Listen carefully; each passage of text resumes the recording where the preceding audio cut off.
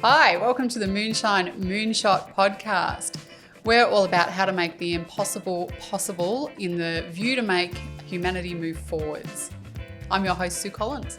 And I'm Mike Hill. Sue and I are filmmakers. We specialise in impact film and communications that are designed to make an impact. We've been doing this work for about 15 years, and we're really excited today to be talking to you about the 5 essential do's and don'ts before you roll camera. This is all you need to know before you roll camera, the essential guide to make sure you don't blow it and make the most of every opportunity. We love this topic and we've got some great tips for you. So should we jump straight in? Do you want to just start with a do or a don't? Yes, well, let's start with the do. I want to start with number 1, do know your audience. It is absolutely essential that before you start your production that you have thought about your audience demographics and their core concerns. What do they look like? How do they think? And distill this down into an avatar of your target audience.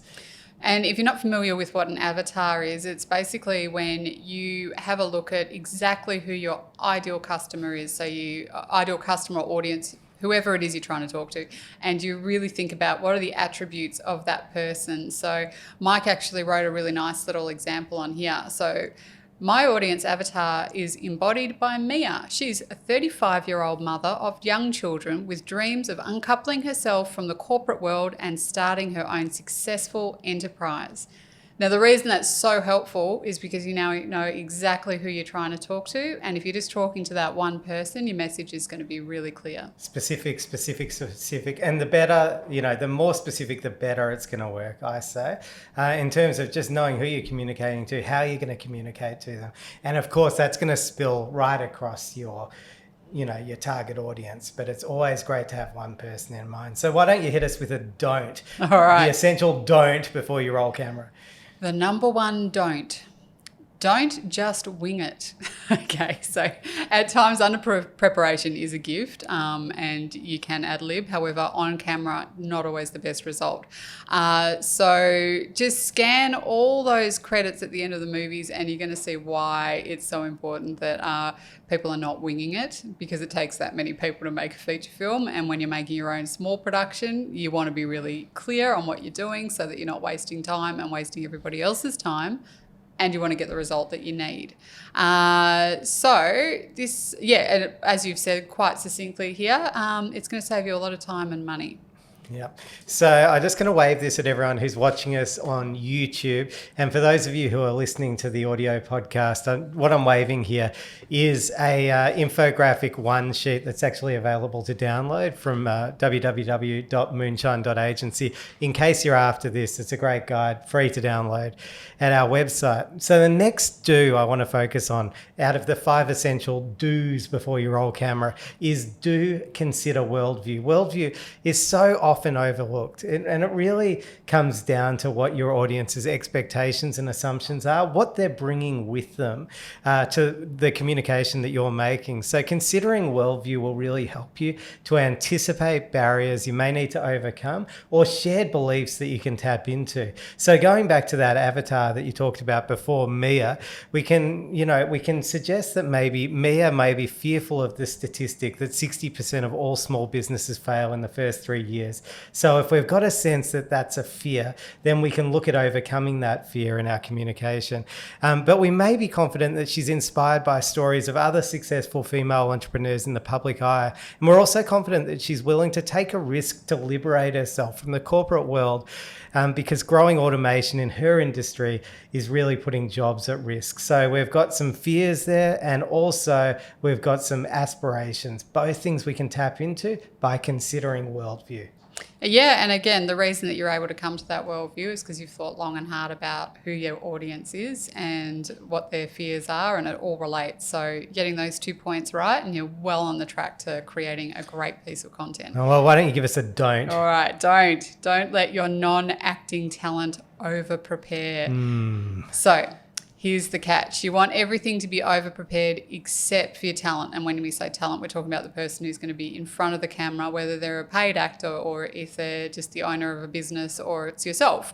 You don't want to be over-prepared. So before we said don't wing it, and now we're saying don't over prepare. I get that that's confusing, but what we mean by that is you don't want to be trying to memorize a script. You want to be able to be quite natural on camera. So you don't want to be trying to do memory recall. You just want to be sounding natural and delivering your message clearly. So the result when people try and memorize a line is that their eyes often go off to the side and they're trying to remember the line. They're not thinking about the camera. They're thinking about what they should be remembering. So it's better to just try and get your key bullet points down, remember those, and then try and speak as you would naturally. Absolutely. So the vast majority of footage that gets uploaded to YouTube, for example, and to social media is now being delivered by non-actors. So this don't is really for non-acting talent.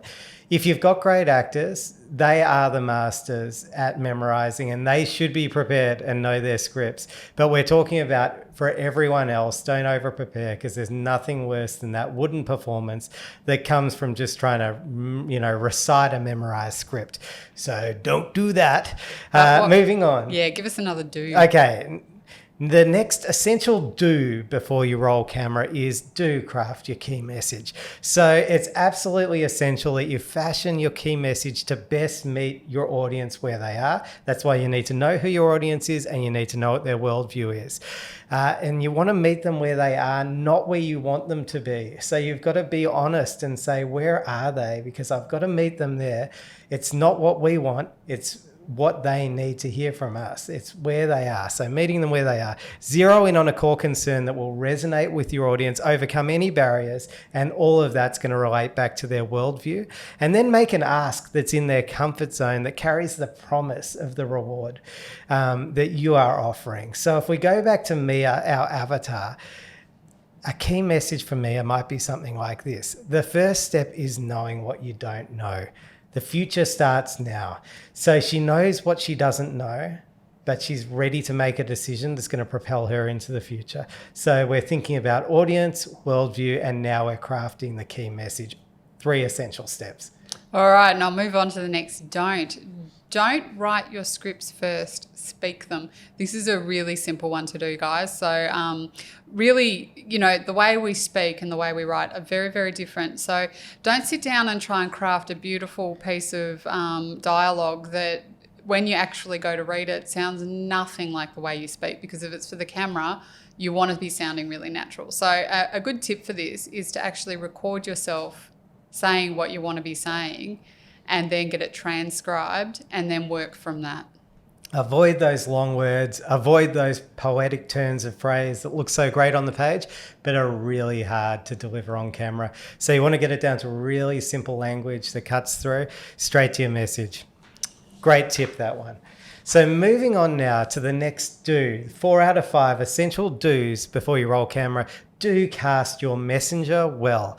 Now that you know your audience and what they care about, what they fear, and what you'd like to say to them, the next step is to decide who will tell the story, or rather, who's the best messenger to carry your message to them. One approach is to consider the popular communications principle that people tend to relate to people like them. This isn't always the case, but it's a helpful starting point. If you need to consider the ideal person who's going to deliver your message that you've crafted so carefully and bring that to the audience that you're seeking to help. Think about messengers. Don't cast anyone. Get strategic. It's super important.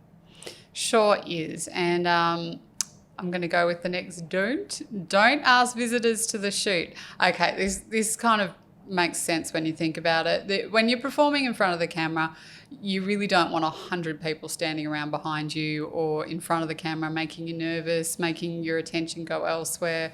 It can get noisy, then you're having to tell people to be quiet, and it's not necessarily that fun. So if it's just a really small shoot on a small location, highly recommend you just keep it to the essential crew only, which would be a camera person or camera and sound, yourself, or whoever your key person on-screen talent is going to be. The less the better on set. Okay, so the final do out of the 5 essential do's before you roll camera is hire professionals. There's a simple reason why most of us don't choose to draw our own logos or print out our own business cards, because unless we're graphic designers or printing specialists, they're gonna look like crap and make us look bad.